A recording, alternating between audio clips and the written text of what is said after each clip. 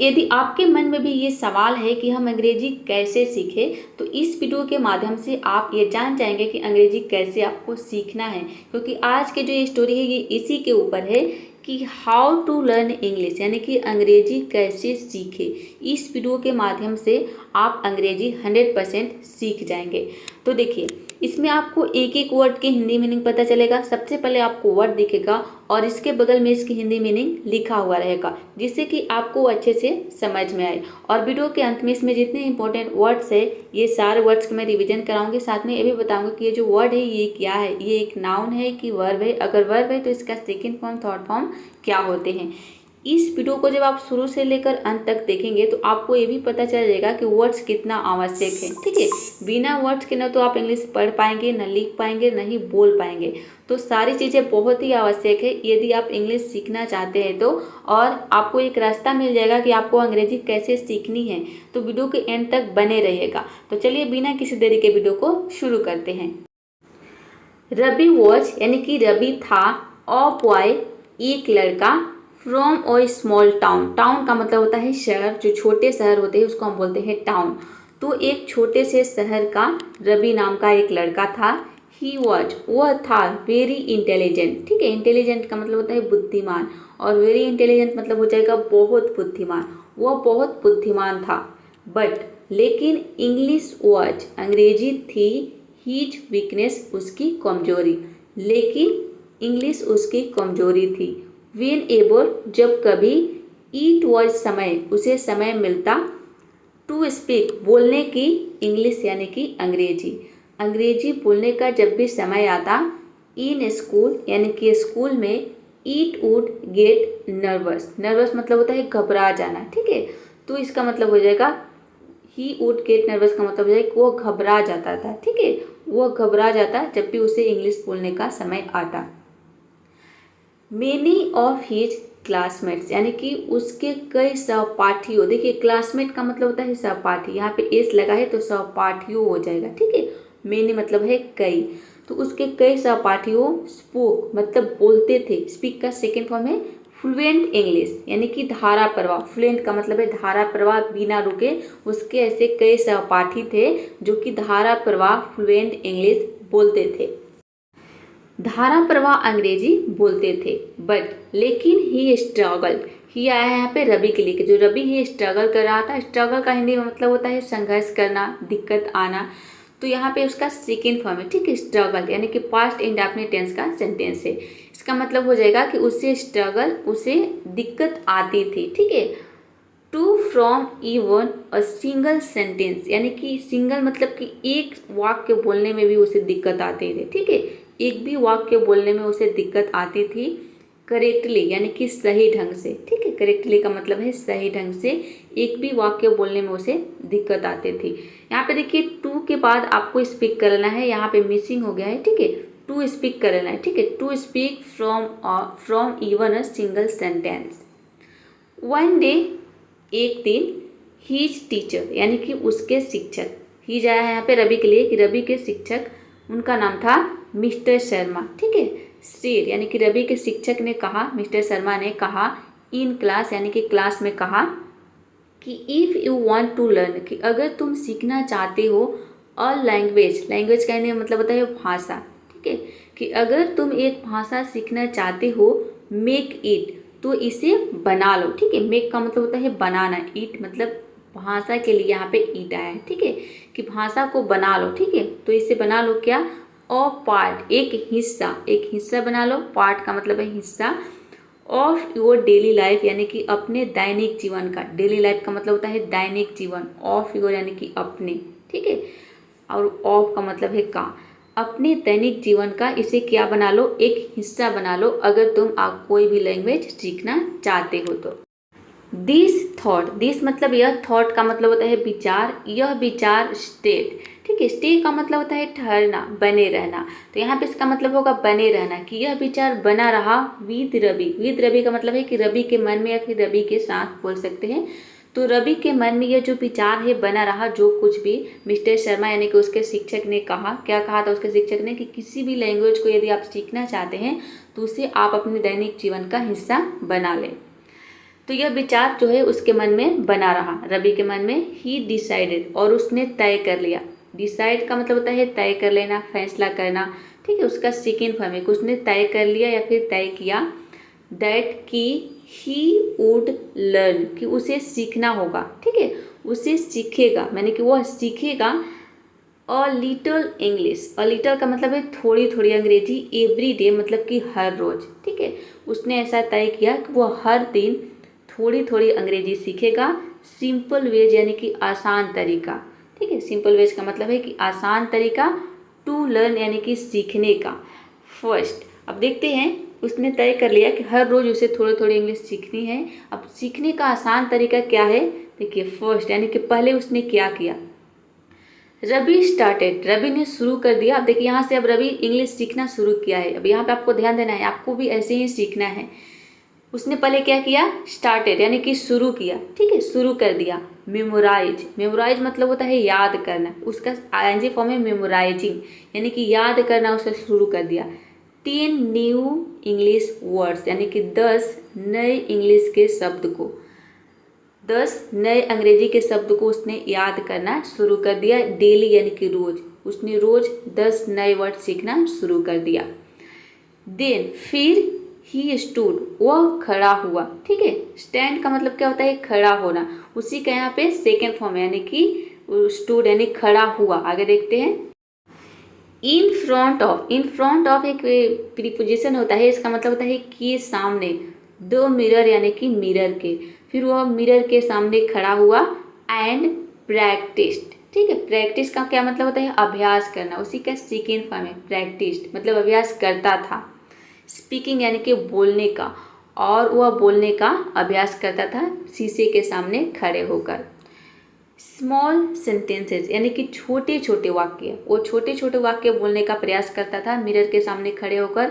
जैसे यहाँ पे देखिए दिया है एग्जाम्पल में, जैसे कि माई नेम इज रवि, यानी कि मेरा नाम रवि है। आई लाइक टू प्ले, मैं खेलना पसंद करता हूँ फुटबॉल, ठीक है, क्योंकि मैं फुटबॉल खेलना पसंद करता हूँ। I will go to school today, यानी कि आई विल गो मैं जाऊँगा, टू स्कूल स्कूल जाऊँगा, टुडे यानी कि आज, आज मैं स्कूल जाऊँगा। ग्रेजुअली, ग्रेजुअली मतलब होता है आमतौर पर। ही बिगैन रीडिंग, और उसने रीडिंग भी शुरू कर दिया। रीडिंग मतलब कि पढ़ना, ठीक है, और उसने पढ़ना शुरू कर दिया इंग्लिश स्टोरीज, यानी कि जो अंग्रेजी की जो कहानियाँ होती है, अंग्रेजी कहानियाँ उसने पढ़ना शुरू कर दिया। सबसे पहले उसने क्या किया कि रोज़ 10 नए वर्ड सीखना शुरू किया, और फिर वह मिरर के सामने छोटे छोटे वाक्य बोलने का अभ्यास करने लगा। जैसे कि my name is Ravi, I like to play football, I will go to school today, ठीक है। इस तरह से उसने पढ़ना शुरू कर दिया, बोलना शुरू कर दिया शीशे के सामने। और उसके बाद और फिर उसने साथ में क्या करने लगा, उसको इंग्लिश की जो कहानियाँ होती है, जो कि मैं आपको रोज़ पढ़ाती हूँ, इस तरह की कहानियाँ वह पढ़ने लगा। आगे देखते हैं। व्हेन एवर, यानी कि जब भी। ही डिडंट अंडरस्टैंड, मतलब कि वह नहीं समझता, ठीक है। अंडरस्टैंड मतलब होता है समझना, तो डिडंट अंडरस्टैंड यानी कि नहीं समझता, ठीक है। जब भी उसे समझ में नहीं आता था या फिर वो नहीं समझता था, और वर्ड यानी कि कोई भी शब्द। ही लुक्ड, तो वह देखता था, ठीक है। लुक का मतलब होता है देखना, उसी का सेकेंड फॉर्म में लुक्ड, मतलब कि देखता था। ईट आया यहाँ पे वर्ड के लिए, ठीक है, इस वर्ड को देखता था। ऑफ इन द डिक्शनरी, यानी कि डिक्शनरी में, ठीक है। जो भी शब्द जब भी वो रीडिंग करता था, जो भी जो इंग्लिश की जो स्टोरी होती है उसको रीड करता था, उसमें ऐसे कुछ उसको शब्द मिलता था जो कि उसको समझ में नहीं आता था, तो वह उसे शब्दकोश में, डिक्शनरी का हिंदी में मतलब होता है शब्दकोश में देखता था। देखिए आपके लिए कितनी अच्छी अपॉर्चुनिटी है कि आपको डिक्शनरी की भी ज़रूरत नहीं है। यहाँ पे वीडियोज में ही आपको सारे वर्ड्स के मतलब पता चल जा रहा है, साथ में ग्रामर्स के रूल भी आप सीख रहे हैं, और एक लंबे सेंटेंस को कैसे हम इंग्लिश से हिंदी में ट्रांसलेट करेंगे ये भी सीख रहे हैं, ठीक है। तो बहुत ही अच्छी अपॉर्चुनिटी है आपके लिए, ज़्यादा मेहनत आपको नहीं करना पड़ेगा। देखिए तो वह, लेकिन देखिए रवि क्या कर रहा था, वह शब्दकोश में जो भी उसको नए शब्द मिलते थे उसको देखता था। ओवरकमिंग फियर, ठीक है। ओवरकम का मतलब होता है कम करना, किसी चीज़ पे काबू पाना। फियर मतलब होता है डर, तो वो डर पर, यहाँ पे डर कर लेना है, ठीक है, ड होगा, ठीक है, डर पर काबू पाना। वन डे, अब देखिए अब आगे दे रहा है कि वो उसका जो अंदर का जो, जब भी हम इंग्लिश बोलते हैं तो हमारे अंदर एक डर रहता है कि कहीं हम गलत ना बोल दें, तो उस डर पर वो काबू पाने के लिए अब क्या करता है, वन डे, एक दिन, there was a speech competition. There was, there का मतलब यहाँ पे कुछ भी नहीं है। जब भी सेंटेंस में सब्जेक्ट नहीं रहता है तो वहाँ पे हम देयर का यूज करते हैं। वॉज मतलब कि था, और स्पीच कंपटीशन यानी कि भाषण प्रतियोगिता। कंपटीशन का मतलब होता है प्रतियोगिता। एक भाषण प्रतियोगिता थी इन स्कूल यानी कि स्कूल में, ठीक है, एक दिन। द टॉपिक वाज, तो जो विषय था, ठीक है, टॉपिक का मतलब होता है विषय, वाज मतलब कि था। दी यहाँ पे पढ़ेंगे the importance of learning English, यानी कि इंग्लिश सीखने की महत्व, ठीक है, ये था उसका जो है टॉपिक। यानी कि इस टॉपिक पे जो है एक भाषण प्रतियोगिता थी। उस प्रतियोगिता में जो टॉपिक था जिसके ऊपर बोलना था वो टॉपिक था कि the importance of learning English, यानी कि इंग्लिश सीखने का महत्व, ठीक है। आगे देखते हैं। रवि फेल्ट, फील का सेकेंड फॉर्म है फेल्ट, यानी कि रवि को महसूस हुआ, नर्वस यानी कि घबराहट, या फिर रवि घबरा गया। एट लीस्ट, पहले तो, बट लेकिन, मतलब पहले तो रवि घबरा गया, बट लेकिन, देन यानी कि फिर, ही थॉट उसने सोचा, थिंक का सेकेंड फॉर्म है, ठीक है। लेकिन फिर उसने सोचा। आई हैव वॉक्ड, यानी कि मैंने किया है, वॉक्ड सो हार्ड, यानी कि इतनी मेहनत, इतनी कड़ी मेहनत, ठीक है। सो हार्ड का मतलब है इतनी कड़ी, वॉक्ड मतलब कि काम, मेहनत, ठीक है, कि मैंने इतनी मेहनत की है। आई शुड, तो मुझे चाहिए, एट लीस्ट यानी कि कम से कम, ट्राई मतलब कोशिश, ठीक है, कि मुझे कम से कम कोशिश करना चाहिए। तो कम से कम मुझे कोशिश करना चाहिए, आखिरकार मैंने इंग्लिश सीखने के लिए इतनी कड़ी मेहनत की है, ठीक है। राहुल ने ऐसा सोचा, रवि ने सोचा, राहुल नहीं, रवि। ही गैदर्ड, देखिए गैदर का मतलब होता है इकट्ठा करना, उसी का सेकेंड फॉर्म है गैदर, मतलब कि उसने इकट्ठा किया। हीज करेज यानी कि अपने साहस, ठीक है, मतलब हिम्मत आप बोल सकते हैं, करेज मतलब साहस, हिम्मत, तो उसने हिम्मत जुटाई, इसका मतलब हो जाएगा। एंड और स्टेप, स्टेप का मतलब होता है कदम रखना, ठीक है, उसका सेकेंड फॉर्म है स्टेप। कि स्टेप जो वर्ड है ये एक नाउन भी होता है, वर्ब भी होता है, तो यहाँ पे इसका यूज वर्ब के रूप में होगा। उसका सेकेंड फॉर्म है स्टेप, मतलब कदम रखा। ऑन टू द स्टेज, यानी कि स्टेज पर, स्टेज का मतलब होता है मंच पर, और उसने किया मंच पर कदम रखा। स्लोली यानी कि धीरे धीरे, बट क्लियरली लेकिन स्पष्ट रूप से, ठीक है, धीरे धीरे लेकिन स्पष्ट रूप से, ही स्टार्टेड उसने शुरू कर दिया। स्पीकिंग मतलब कि बोलना, इन इंग्लिश यानी कि इंग्लिश में, धीरे धीरे लेकिन स्पष्ट रूप से उसने इंग्लिश में बोलना शुरू कर दिया मंच पर।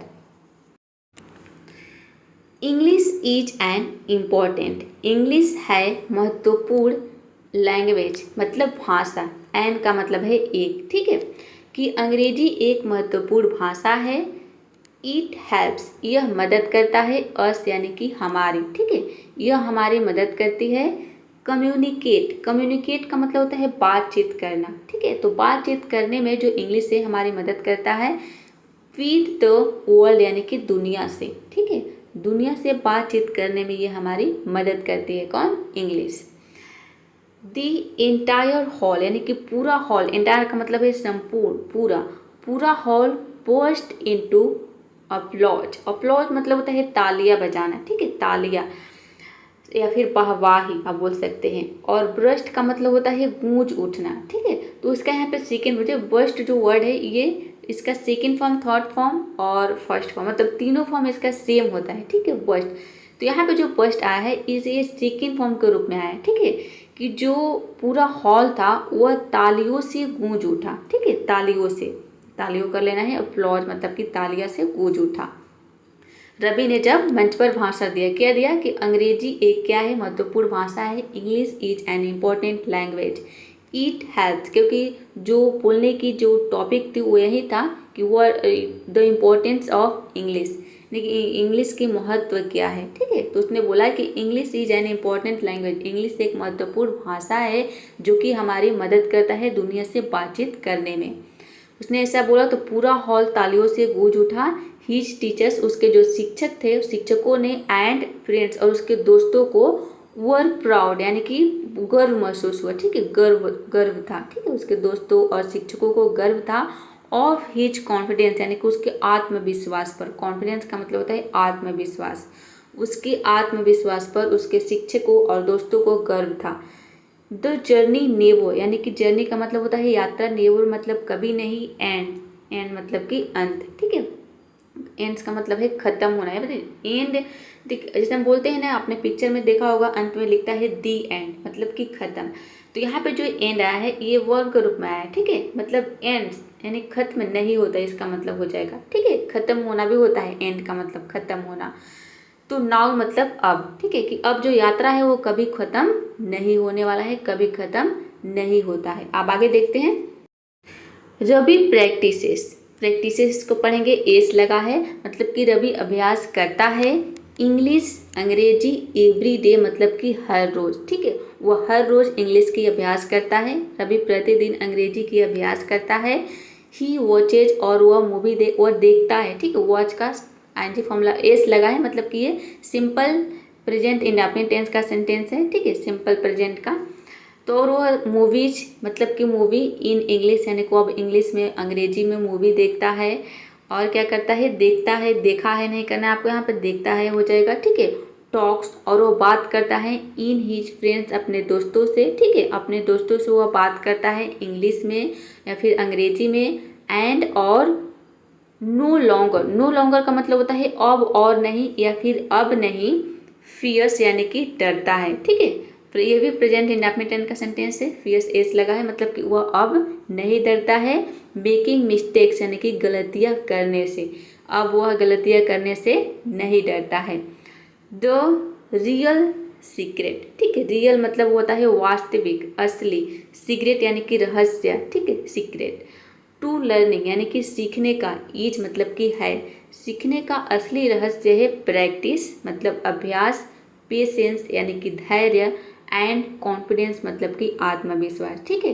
सीखने का ये असली रहस्य है कि आपके पास आपको प्रैक्टिस करना पड़ेगा, ठीक है, मतलब अभ्यास करना पड़ेगा, डेली आपको काम करना पड़ेगा जो भी चीज़ आप सीखना चाहते हैं। और उसके बाद आपके पास धैर्य होना चाहिए, आपको धैर्य रखना है कि आप एक दिन ज़रूर सीख जाएंगे यदि आप लगातार प्रैक्टिस करते रहें तो। और आत्मविश्वास के साथ आपको बोलना है, ठीक है। आपके अंदर कॉन्फिडेंस होना चाहिए। आपको बोलते समय नर्वस फील नहीं करना है, घबराना नहीं है, डरना नहीं है। मेक मिस्टेक यानी कि गलतियां करने से नहीं डरना है, ठीक है। क्योंकि वो रवि देख सकते हैं कि जब उसने इंग्लिश सीख लिया, पहली बार उसने स्टेज पर बोल दिया, तो अब वो प्रतिदिन अंग्रेजी का अभ्यास करता है, अंग्रेजी में मूवी देखता है, अंग्रेजी में अपने दोस्तों से बात करता है और वह गलतियां करने से नहीं डरता है। ठीक आपको भी ऐसे ही करना है जैसे रवि ने किया। रवि को आपको अपने माइंड में बैठा लेना है कि रवि की तरह ही आपको बिल्कुल करना है और आपके पास अभ्यास करते रहना है, प्रैक्टिस डेली करना है। उसके बाद धैर्य होना चाहिए, अभ्यास और आत्मविश्वास होना चाहिए, मतलब कि डरना नहीं है। और इफ़ रवि कैन, कि अगर रवि कर सकता है, लर्न मतलब कि सीख सकता है, ठीक है। इफ़ रवि कैन लर्न मतलब अगर रवि सीख सकता है, सो यू कैन तो आप भी सीख सकते हैं, ठीक है। तो आप डेफिनेटली सीख सकते हैं, बस आपको क्या करना है कि जो कुछ भी रवि ने किया आपको ठीक उसी तरह से फॉलो करना है और डेफिनेटली आप सीख जाएंगे। इंग्लिश एक लैंग्वेज है, इसको लैंग्वेज की तरह ही देखना है। आपको ये नहीं समझना है कि बहुत डिफिकल्ट है, हमसे नहीं होगा। यदि आपके माइंड में ये बैठ जाएगा कि हमसे नहीं होगा तो आप कभी नहीं कर पाओगे। आपको ये अपने माइंड को सिग्नल देना है, अपने माइंड को समझाना है, बोलना है अपने माइंड से कि देखो ये बहुत आसान है, तुम कर सकते हो और डेली करना है, ठीक है। चलिए अब देखते हैं इसके कुछ इंपॉर्टेंट वर्ड। गाइज आज की जो ये वीडियो है बहुत ही हेल्पफुल रही होगी जो भी इंग्लिश लर्नर है उनके लिए। तो वीडियो पसंद आई है तो अभी तक आपने वीडियो को लाइक नहीं किया है तो एक लाइक जरूर कर दीजिए। चलिए अब देखते हैं कुछ वर्ड्स। तो देखिए सबसे पहला वर्ड है वीकनेस। वीकनेस का मतलब होता है कमजोरी, दुर्बलता। ये एक नाउन है। स्टे मतलब होता है ठहरना, बना रहना, बने रहना। इसका सेकेंड फॉर्म थर्ड फॉर्म दोनों सेम होता है, इसमें आपको केवल ईडी लगा देना है, स्टेड स्टैंड, ठीक है। ये एक वर्ब है। मेमोराइज का मतलब होता है याद करना, रट लेना, किसी चीज़ का स्मरण करना। इसका आईएनजी फॉर्म आपने देखा स्टोरी में दिया था, इसका आईएनजी फॉर्म मेमोराइजिंग। ओवर का मतलब होता है काबू पाना, कम करना, ठीक है। इसका आईएनजी फॉर्म दिया था स्टोरी में ओवरकमिंग। स्टेप का मतलब होता है कदम, पग, चाल। ये एक नाउन है और इसका यूज हम वर्ब के रूप में भी करते हैं। वर्ब के रूप में इसका मतलब हो जाएगा कदम बढ़ाना, पैर उठाना, ठीक है। तो जो आपने स्टोरी में देखा वहाँ पे इसका सेकेंड फॉर्म दिया था स्टेप, मतलब कि कदम रखा, ठीक है। रवि ने स्टेज पर कदम रखा। ये एक वर्ब है। ऑन टू द स्टेज, इसका मतलब है मंच पर। देखिए ऑन टू का यूज हम कब करते हैं, आइए इसके बारे में थोड़ा सा समझ लेते हैं। ऑन टू का मतलब होता है ऊपर, पर या फिर पर जाना, ठीक है। तो इसका यूज हम तब करते हैं जब कोई भी वस्तु किसी वस्तु के ऊपर मूवमेंट करते हुए और फिर उस वस्तु को टच करता है, तो वहाँ पे हम ऑन टू का यूज करते हैं। एग्जाम्पल समझ लेते हैं। रवि ने मंच पर कदम रखा, यानी कि जब रवि मंच पर कदम रखा तो वह कदम मूवमेंट करते हुए रखा होगा, उसकी शरीर जरूर हिली होगी, ठीक है। वह हिला होगा, मूव हुआ होगा, तभी तो वह मंच पर गया। तो और फिर उसने मंच को टच किया, ठीक है। यानी कि मूवमेंट करते हुए, जब कोई भी वस्तु दूसरी वस्तु को मूवमेंट करते हुए टच करती है किसी वस्तु के ऊपर, तो वहाँ पे हम ऑन टू का यूज करते हैं। तो यहाँ पे हो जाएगा Ravi stepped on to the stage. वह मेज पर कूद गया, यानी कि जब वह मेज के ऊपर कूदा तो वह मूवमेंट करके ही कूदा होगा, ठीक है। तो ही जंप का मतलब होता है कूदना, उसका सेकेंड फॉर्म हो जाएगा jump. On to the table, यानी कि वह टेबल का मतलब होता है मेज, वह टेबल पर कूद गया। और एग्जाम्पल यहाँ पे देखिए, बिल्ली छत पर चढ़ गई। तो जब बिल्ली छत पर चढ़ी होगी तो जरूर वो मूवमेंट की होगी, ठीक है। वह तो ऐसा तो है नहीं कि बिना मूवमेंट के वह छत पर चढ़ जाएगी, मूवमेंट जरूर हुआ होगा, जरूर बिल्ली का जो बॉडी है, जो शरीर है, वह हिली होगी, ठीक है। तो इसलिए यहाँ पे ऑन टू का यूज होगा। द कैट क्लाइम्ड, क्लाइम का मतलब होता है चढ़ना, उसका सेकेंड फॉर्म है climb. On to the roof, यानी कि छत पर बिल्ली चढ़ गई। वह बस में चढ़ गया। अब देखिए यहाँ पे मे आया है, तो मे के लिए आप सोचेंगे कि यहाँ पे इन होना चाहिए। तो जब आप बस में चढ़ रहे हैं तो वहाँ पे हम मूवमेंट कर रहे हैं, मूवमेंट करते हुए बस पर चढ़ रहे हैं, ठीक है। बस पर भी हो सकता है, तो क्या हो जाएगा, शी स्टेप्ड, स्टेप मतलब कि चढ़ गया, और ऑन टू हो जाएगा, ठीक है। ऑन टू द बस, यानी कि वह बस में चढ़ गया, मूवमेंट करते हुए यहाँ पे चढ़ा है, इसलिए यहाँ पे ऑन टू आ गया। आई होप आप समझ गए होंगे कि ऑन टू का यूज हम कब करते हैं, जब कोई वस्तु किसी वस्तु के ऊपर रखते हैं, कोई वस्तु मतलब जाता है, ठीक है, और वो मूवमेंट करते हुए किसी दूसरी वस्तु को टच करता है, तो वहाँ पे हम ऑन टू का यूज करते हैं। नेक्स्ट वर्ड है कम्युनिकेट। कम्युनिकेट का मतलब होता है संवाद करना, बातचीत करना। इसका जो है सेकेंड फॉर्म और थर्ड फॉर्म दोनों सेम होता है, इसमें आप केवल डी लगा देंगे तो सेकेंड फॉर्म थर्ड फॉर्म बन जाएगा कम्युनिकेटेड। कम्युनिकेटेड ये एक वर्ब है, और एक वर्ड होता है कम्युनिकेशन, ठीक है। इसका मतलब होता है बातचीत, ये एक नाउन है। बस्ट, इसको हम पढ़ेंगे बस्ट, इसमें जो आर लेटर है ये साइलेंट है, ठीक है। इसको हमें प्रोनाउंस करना है बस्ट, ठीक है। इसका मतलब होता है गूंजना, फटना, फोड़ना। फटना और फोड़ना दोनों होता है, ठीक है। और इसका सेकेंड फॉर्म थर्ड फॉर्म दोनों सेम होता है, मतलब कि first form second form third form तीनों फॉर्म इसका सेम होता है, बस्ट बस्ट बस्ट। ये एक वर्ब है, जैसे कि हमें बोलनी है कि उसने मेरा गुब्बारा फोड़ दिया, ठीक है। उसने मेरा गुब्बारा कर लेना है आपको, यहाँ पे गुब्बारा छोड़ दिया नहीं, फोड़ दिया, ठीक है। ये गलती से टाइपिंग हो गया है, तो आपको यहाँ पे क्या हो जाएगा, ही बस्ट माई बलून, ठीक है। उसने मेरा गुब्बारा फोड़ दिया। नेक्स्ट वर्ड है अपलॉज। अपलॉज का मतलब होता है वाहवाही, तालियां, सराहना, ठीक है। ये एक नाउन है। नो लॉन्गर का मतलब होता है अब और नहीं, अब नहीं, या फिर लंबे समय तक नहीं। गाइस आशा करती हूँ कि ये सारे वर्ड्स आपको समझ में आ गया होगा। चलिए अब मैं आपको बताती हूँ कि इसका पीडीएफ कहाँ पे मिलेगा, क्योंकि बहुत सारे स्टूडेंट कमेंट करते हैं पीडीएफ के लिए। चलिए अब बता देती हूँ। मैं यहाँ पे आपको सारी चीज़ें शो करा रही हूँ। आपको क्या करना है कि सबका बारी बारी से स्क्रीनशॉट ले लेना है। स्क्रीनशॉट लेने के बाद आप खुद से पीडीएफ बना सकते हैं, ठीक है। यहाँ पे नीचे मैं टिक मार्क कर दे रही हूँ ताकि आपको समझ में आ जाए कि आपने इसका स्क्रीनशॉट ले लिया है। तो ये है नेक्स्ट। और यदि आपको पीडीएफ बनाना नहीं आता है तो आप यूट्यूब में सर्च करेंगे कि पीडीएफ कैसे बनाएं, वहाँ पे आपको बहुत सारे वीडियोज मिल जाएगा और आप खुद से पीडीएफ बनाना सीख सकते हैं। तो ये है नेक्स्ट। अब आपको क्या करना है कि मेरे वीडियोज को देखने के बाद आपको बिना हिंदी मीनिंग देखे इन सारे सेंटेंसेज की इसकी इंग्लिश निकालने की कोशिश करनी है, यानी कि इसकी हिंदी मीनिंग निकालने की कोशिश करनी है, ठीक है। कि इसको हम कैसे ट्रांसलेट करेंगे। जहाँ पे भी आपको समझ में नहीं आता है फिर से आपको मेरे वीडियोज को देखना है और फिर से आपको समझने की कोशिश करनी है। इस तरह से यदि आप इंग्लिश सीखते हैं तो आप डेफिनेटली अंग्रेजी सीख जाएंगे। तो चलिए आज के लिए इतना ही। ये वीडियो कैसा लगा कमेंट बॉक्स में ज़रूर बताइएगा, और वीडियो को लाइक शेयर, चैनल को सब्सक्राइब करना बिल्कुल मत भूलिएगा। मिलते हैं नेक्स्ट वीडियो में, तब तक के लिए आपको करना है practice. Keep practising, keep learning.